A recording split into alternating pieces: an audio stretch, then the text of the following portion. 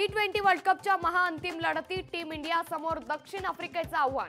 तुल्यबळ संघांमध्ये रंगणार वर्चस्वाची लढाई। टीम इंडियाचं दुसऱ्या विजेतेपदाचं स्वप्न पूर्ण होणार का, याकडे क्रिकेट प्रेमींचं लक्ष। माऊलींच्या पालखीचं आज पंढरपूरकडे प्रस्थान। आळंदीमध्ये पालखी सोहळ्याची जय्यत तयारी। तुकोबांची पालखी देहूकरांचा निरोप घेऊन आकुर्डीकडे मार्गस्थ होणार।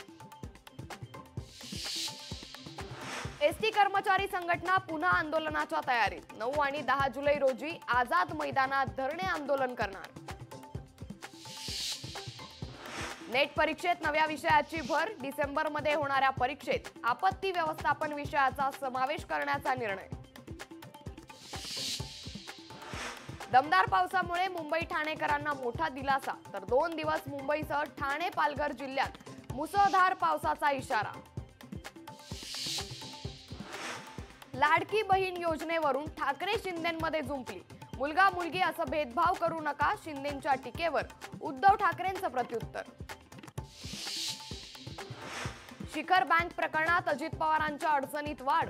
शिखर बँक घोटाळा प्रकरणात क्लीन चिटला ईडी, ईडब्ल्यूओचा विरोध। मुख्यमंत्री माझी लाडकी बहीण योजनेचा शासन निर्णय जाहीर। 21 ते 60 वयोगटातील महिलांना मिळणार योजनेचा लाभ।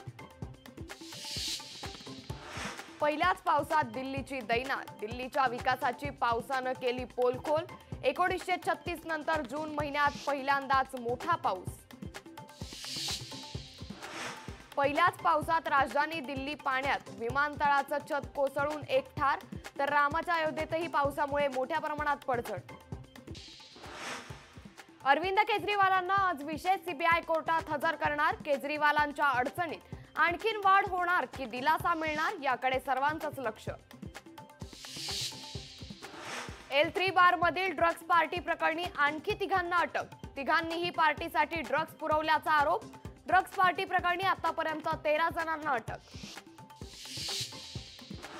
बालकांच्या पोषणासाठी अमृत आहार योजना राबवणार। जनतेचं राहणीमान उंचावण्यासाठी सरकार कटिबद्ध। गिरणी कामगारांना 12,954 सदनिका। उर्वरित गिरणी कामगारांना लवकरच घरं, अजित पवारांची ग्वाही। गाव तिथं गोदाम योजना राबवणार। पहिल्या टप्प्यात 100 गोदामांची निर्मिती। अर्थमंत्री अजित पवारांची घोषणा।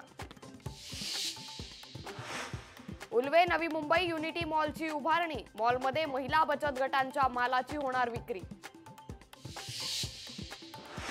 अहिल्यादेवी होळकर स्टार्टअप योजना सुरू। लघुउद्योग महिलांना प्रोत्साहन देण्यासाठी योजना। राज्याच्या अर्थसंकल्पात घोषणा। विदर्भ मराठवाड्यातील 14 जिल्ह्यात थेट आर्थिक मदत। आता शेतमालाच्या पंचनाम्यासाठी राज्यभर ई-पंचनामा पद्धत। अजित पवार यांची घोषणा।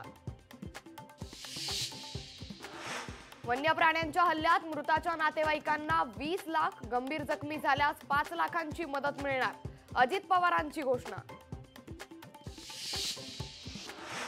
मध्यरात्री 12 नंतर पेट्रोल आणि डिझेलचे भाव 65 पैशांनी कमी। ठाणे नवी मुंबई आणि मुंबईसाठी हे दर कमी। उपमुख्यमंत्री अजित पवार यांची घोषणा। भिवंडीत पावसाची दमदार हजेरी। पावसामुळे वातावरणात गारवा निर्माण।